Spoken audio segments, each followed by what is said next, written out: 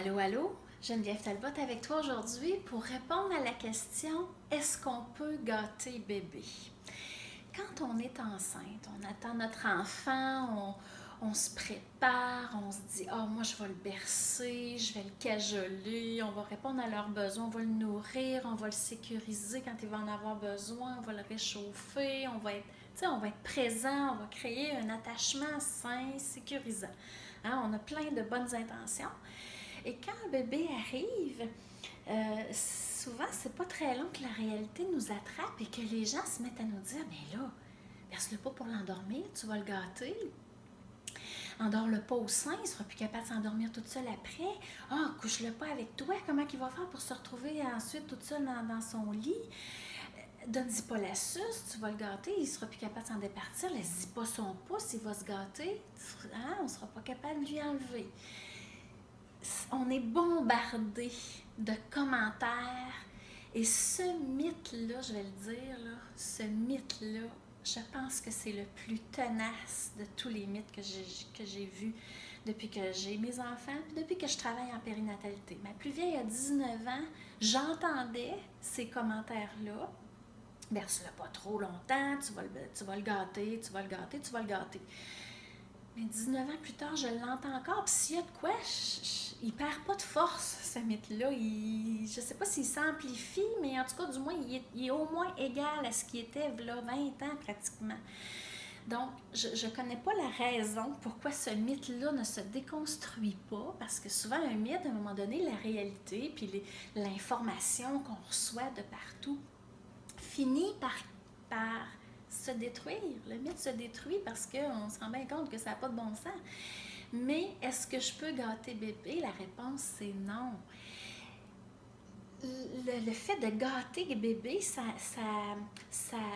induit négativement une perception que il fait des caprices, il manipule, puis il fait ça volontairement pour embêter ses parents, pour pas qu'ils dorment, puis pour avoir de l'attention. Un bébé ne peut pas faire ça. Un enfant de 3-4 ans peut délibérément faire une crise pour avoir ce qu'il veut parce que dans le temps, sur une période de temps donnée, il s'est rendu compte que quand il faisait une crise, ses parents cédaient, par exemple, puis ils donnaient ce qu'ils demandaient. OK? Mais ce qu'on voit que c'est premièrement sur une longue période, puis c'est avec un enfant beaucoup plus vieux, qui a un cerveau plus développé, qui a appris à marchander. Parce que la manipulation, c'est ça, c'est obtenir quelque chose par le chantage, par les mensonges, pour éviter une conséquence, faire des crises, négocier, faire du chantage, etc. C'est ça, la manipulation. Mais là, on n'en est même pas là. Le bébé pleure pour exprimer un besoin. OK? C'est à nous d'essayer de comprendre, d'essayer de décoder c'est quoi le besoin qu'il y a derrière ces pleurs-là. Puis, pourquoi on développe des habitudes? C'est qu'on veut leur apprendre à répondre. Éventuellement, ils vont être capables de répondre à leurs besoins. Les bébés, il faut qu'ils apprennent tout. Il faut qu'ils apprennent à s'endormir tout seuls. Et ça prend plusieurs semaines. Ils ne sont pas nécessairement capables de s'endormir tout seuls tout de suite. Puis, qu'est-ce qu'on fait comme parents? C'est qu'on va créer des habitudes, on va créer des routines pour leur apprendre tranquillement à s'endormir, par exemple. OK? Donc, la création d'habitudes, c'est normal, c'est sain et c'est surtout sécurisant. Ça répond beaucoup aux besoins de sécurité de votre enfant. À un moment donné, l'enfant, il se reconnaît dans cette routine-là, dans cette habitude-là qu'on est en train d'instaurer avec lui. Ce qu'il faut savoir, c'est que toutes les habitudes peuvent se créer, et toutes les habitudes peuvent se perdre. OK? Alors, si je réponds à un besoin de mon enfant, il va vieillir, il va grandir. L'enfant là, qui est rendu à 7-8 mois, qui se traîne partout, il a beaucoup moins besoin d'être bercé ou il veut explorer, il veut aller. Si son besoin de sécurité a été répondu, il va aller vers l'extérieur. Donc, le besoin va disparaître tranquillement, progressivement. Ça ne veut pas dire que l'enfant de 7 mois n'a pas besoin de se faire bercer ou pas besoin de se faire sécuriser, mais c'est que le besoin est moins flagrant. Donc, l'habitude va aussi perdre de sa force, va aussi perdre de son importance. Donc, ça c'est très important. OK? Une autre chose qui est importante, qui est intéressante à réfléchir, je trouve, c'est est-ce que en créant cette habitude-là, quelconque, soit de le bercer longtemps avant de s'endormir, de l'endormir au sein, de le dormir avec vous, de ne pas le laisser pleurer du tout, de répondre à son besoin avant qu'il pleure, avant qu'il pleure parce qu'il a faim, qu'il pleure parce qu'il va être changé, qu'il pleure parce qu'il a besoin de s'endormir. OK? Peu importe l'habitude que vous choisissez de créer, c'est intéressant de penser, est-ce que ça répond à mon besoin comme parent, ou si ça répond à son besoin. OK? Je m'explique. Ce que je veux dire par là, c'est que des fois, puis ça, je le vois de temps en temps, puis souvent, ce que je vais faire dans mes ateliers en postnatal, je vais juste nommer ce que je perçois, puis assez souvent, les parents vont corroborer ce que je viens de dire. Par exemple, une maman qui laisse dormir son bébé avec eux autres, dans le lit ou dans la chambre, parce qu'elle a peur, par exemple, que le bébé s'étouffe. Elle a peur de ne pas l'entendre. Elle a peur qu'il se mette à pleurer, puis que ça fasse 5, 10, 15 minutes qu'il pleure, puis qu'il n'y ait pas personne qui ait répondu à ses besoins. C'est ses peurs à elle, c'est ses besoins à elle. OK? Un autre exemple, ben là, tu sais, moi, je veux avoir bébé toujours dans les bras parce que je veux pas qu'il pleure. Tu sais, si je le mets là, il fait juste craquer un petit peu, il est inconfortable.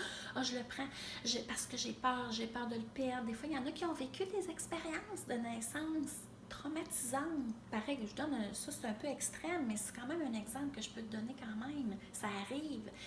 Tu sais, tu as eu peur de perdre ton bébé a eu des problèmes à la naissance respiratoire, des problèmes avec son petit cœur parce qu'il était très fatigué suite à sa naissance. Ça crée une sensation de peur qui amène les parents à surprotéger leur enfant. Mais ça, c'est le besoin du parent. C'est pas nécessairement le besoin de l'enfant. L'enfant, il est capable d'être toute seule un moment sur son tapis de jeu, par exemple, ou sur la table, à plat ventre un petit peu. Il y a des choses qu'il est capable de faire toute seule, sous supervision, bien sûr, parce qu'ils sont tout petits. Ça, c'est bien normal. Mais si je réponds, autrement dit, ce que j'essaie de vous dire, là, c'est si je réponds à mon besoin en créant cette habitude-là, je risque de créer justement une mauvaise habitude. Puis, je risque d'avoir un peu de difficulté à défaire cette habitude-là parce que le besoin, il ne disparaîtra pas. L'enfant ne l'avait pas, ce besoin-là. C'était le besoin du parent. Fait que le besoin, si j'en prends pas conscience, il va rester là. Donc, je vais avoir de la misère à me départir de cette habitude-là. OK? Tu sais, il y en a qui me disent « Moi, j'aime ça le bercer longtemps avant de le coucher. Et je le sais que je peux le mettre dans sa couchette, puis il va avoir les yeux ouverts, puis il va s'endormir tout seul. Mais moi, j'aime ça le bercer. » Ça, c'est un besoin de parent. C'est correct. Si tu choisis en ce moment de le bercer, puis que tu es consciente que c'est ton besoin et que tu fais quand même le choix de le bercer, moi, je me dis, c'est correct. Parce que le jour où tu vas dire, « Hey, là, il est rendu 11 heures, ça fait 3 heures que je le berce, je suis plus capable de l'endormir, il veut plus se coucher, il veut juste être dans mes bras parce que lui, il a pris cette habitude-là, tout simplement. » Le jour où ton besoin à toi va disparaître, où le malaise à l'intérieur de toi va grandir parce que là, devient pesant. Des fois, certaines habitudes qu'on crée, on trouve ça lourd à un certain moment. À partir de ce moment-là, tu vas prendre les moyens pour la libérer, cette habitude-là, la casser, puis la faire disparaître, tout simplement. OK? Mais si l'habitude que tu crées, c'est parce que ton enfant a un besoin, bien, cette habitude-là, elle va finir par disparaître. Ça va être temporaire. Elle va finir par disparaître par elle-même parce que c'est son besoin, puis son besoin, il va évoluer, puis il va changer, puis à un moment donné, il va disparaître. Donc, l'habitude va tomber de soi. OK? Donc, c'est important de savoir, sais-tu, ça part-tu de moi, cette histoire-là? Là? Ben, ça part vraiment de mon bébé. Puis des fois, c'est pas si simple que ça. Parce que reconnaître que le besoin part de moi, comme parent, ça demande une dose de conscience, ça demande une dose d'humilité, ça demande une dose de responsabilisation, tu sais, de maturité. OK? Donc, c'est quelque chose qui se travaille, puis c'est quelque chose de possible. Donc, la première chose à faire, c'est vraiment essayer de voir à quel besoin je réponds. Le mien ou celui de mon enfant. Conscience aussi des raisons. Qu'est-ce qui fait que j'ai besoin de ça, moi? De la garder avec moi dans mon lit parce que j'ai peur qu'elle s'étouffe, parce que j'ai peur de ne pas l'entendre. C'est important de les identifier, les raisons. Parce qu'une fois qu'on a les raisons, ça commence par se rationaliser ici, puis à un moment donné, on se rend compte que la peur va se libérer, puis notre habitude va lâcher, puis on va ouvrir sur d'autres opportunités. Donc, conscience du besoin, conscience des raisons qui nous font créer cette habitude-là. Puis après ça, on fait un choix. Tu sais, j'ai des parents en tête, là, c'est comme je vous expliquais tout à l'heure, ils sont conscients que c'est leur besoin. Ils sont conscients qu'ils sont en train de créer peut-être une mauvaise habitude, mais elles font le choix pour l'instant de poursuivre en continuant leur cheminement de réflexion pour essayer de libérer ça, leurs propres besoins, d'y répondre autrement, de liquider les peurs qu'il y a derrière ça, par exemple. Donc, moi, je me dis, à partir du moment où la conscience, elle est là, c'est ça être un parent en pleine conscience. On est conscient de notre comportement, on est conscient qu'il y a des besoins en arrière de ça qui ne sont pas répondus. Puis là, on est conscient qu'on fait un choix clair et délibéré de poursuivre l'habitude ou de se dire, OK, là, aujourd'hui, je suis prête à faire quelque chose pour changer cette habitude-là. Fait que moi, je trouve que c'est un signe de maturité, c'est un signe d'être adulte, simplement, de faire ça. OK? Donc, juste résumer encore une fois, on réfléchit, on essaie de voir à quel besoin ça répond, on réfléchit à quelle habitude, je reviens en arrière, là. On réfléchit à quelle habitude que je me fais le plus reprocher. Parce que des fois, on crée des habitudes, on n'en a même pas conscience que ça pourrait peut-être être nocif. Donc, je réfléchis sans prendre pour du cash, permettez-moi l'expression, que les gens disent la vérité quand ils nous disent ça. S'ils nous reprochent de l'endormir au sein, c'est à moi de voir, après ça, je regarde, OK, à quel besoin ça répond? À moi, à mes besoins ou aux besoins de mon enfant. Puis après ça, qu'est-ce que je fais avec ça? OK? Parce que des fois, les gens, ça peut être le miroir, ça peut être une manière de se dire « Hey, mon Dieu, je fais ça, puis je m'en rendais comme pas trop compte. » Mais c'est pas un caprice. OK? C'est juste... C'est pas un caprice d'endormir bébé dans ses bras ou que, tu sais, si je le dépose, il va se mettre à pleurer, je le reprends, ah ben oui, je vais le gâter. C'est pas un caprice. D'accord? Il faut juste être conscient que parfois, on crée des habitudes, puis que peut-être que certaines habitudes, dépendamment du besoin qui est derrière, peut-être que vous allez être obligé de l'abandonner, cette habitude-là, de prendre des actions pour y remédier, puis peut-être que ça va être difficile. Point final. OK? Ça ne détruira pas leur enfance, puis il n'y a pas de problème, d'accord? C'est pas plus grave que ça, autrement dit. Moi, mon invitation ici, c'est que que tu sois dans ça, mais avec le plus de conscience possible.